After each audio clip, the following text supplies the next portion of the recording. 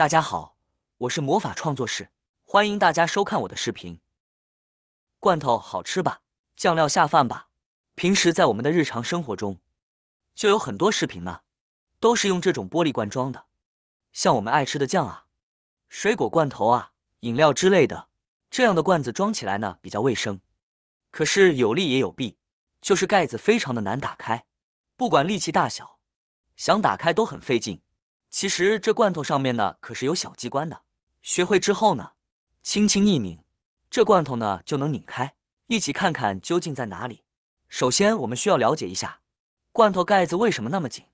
这是由于大气负压引起的。因为玻璃瓶的罐头大多经过高温杀菌，杀菌的时候呢基本都是不盖盖子的，待杀菌温度和时间呢都达到标准后，不需要冷却，就直接拧紧盖子，这样等罐头凉了以后，里面的空气热胀冷缩，所以呢就会把罐头吸得很紧。所以我们就要想办法，使里外的气压一致的时候，就会像拧普通的玻璃瓶那么简单了。接下来我们将妙招分享给大家。妙招一：每次开盖前，我们注意观察瓶盖的这一圈，它都会有一个打开的方向标志。要向正确的方向打开盖子，我们把罐头稍微摇晃一会，让罐头里面的物体流动起来。接着我们用手掌拍打罐头的底部，手掌心位置稍微鼓起来一些，这样拍打的时候就可以减少手掌的疼痛感。这样大概拍个20秒左右，那就差不多了。然后我们再开盖，就会变得很轻松了。其实原理很简单，在罐头底部用力拍几下，给里面空气施加压力时，空气的体积也会被压缩，内部的压强增大，这样呢就是一个气锤原理。在我们用力拍打罐头底部的时候，罐头瓶内部发生细微的变形，内部压力变大，体积就会被压缩，而内部的压强也会随之增大，故而在开罐头的时候，就可以用比较小的力气呢，就可以拧开瓶盖了。这个利用的方法就是我们初中学的物理知识，同样它也比较适合小一点的瓶子，而且拍打瓶底的时候呢，力气不要太大，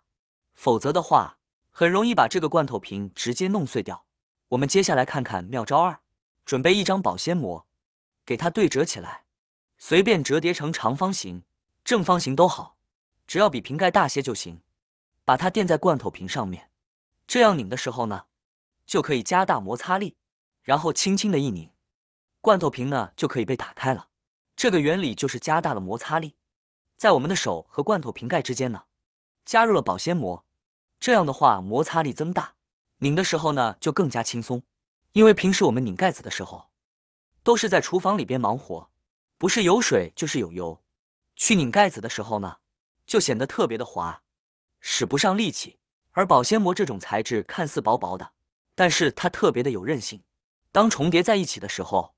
粘性也非常大，所以我们用保鲜膜可以当做一个防滑材料，这样再去开盖就显得轻松多了。不过这个方法呢，比较适合这种小一点的罐头瓶盖，因为手呢可以完全的将盖子握住，这样的话更方便使劲。接下来再分享妙招三，这时我们新买回来的罐头，我们先将塑料层拆掉，先找到打开的方向标志，然后在这个标志的下方，用尖锐的物品来撬一撬，也是最简单的一个方法。我们都知道罐头盖子的边缘呢，都有一些凹槽，用来卡住瓶口，从而起到密封的作用。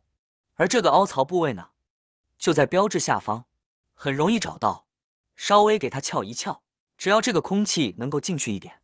这个瓶盖呢就会特别方便拧开了，是不是丝毫不费力气？小孩子也能打开，因为我们在用剪刀撬动的时候，就会让盖子变松，使外面的空气进入到罐头里面，这样就解除了罐头真空的状态，使里外的气压一致，这样就能够轻松的打开了。不过大家在使用剪刀或者是其他工具的时候呢，要小心一点，因为凹槽位置比较小，容易滑动，一定要注意防护哦。如果您实在觉得不方便，那么没关系。接下来我们再来看看妙招四，大小的罐头都适用。我们准备一个深一点的盘子，然后把罐头倒扣在盘子里边，水壶烧上一壶滚烫的热水，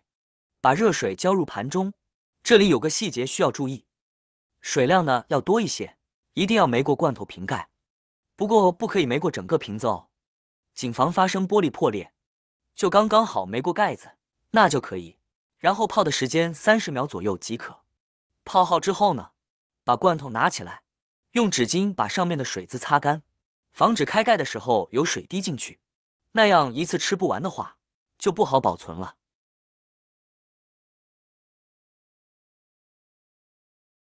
现在就可以直接用手拧开就可以了，这个时候盖子就可以被轻易的拧开了。简单吧？这样做的原理是，用沸水把罐头泡一下，目的也是使里面的空气膨胀，加大瓶子里面的气压，使里面的气压尽量的接近正常大气压强。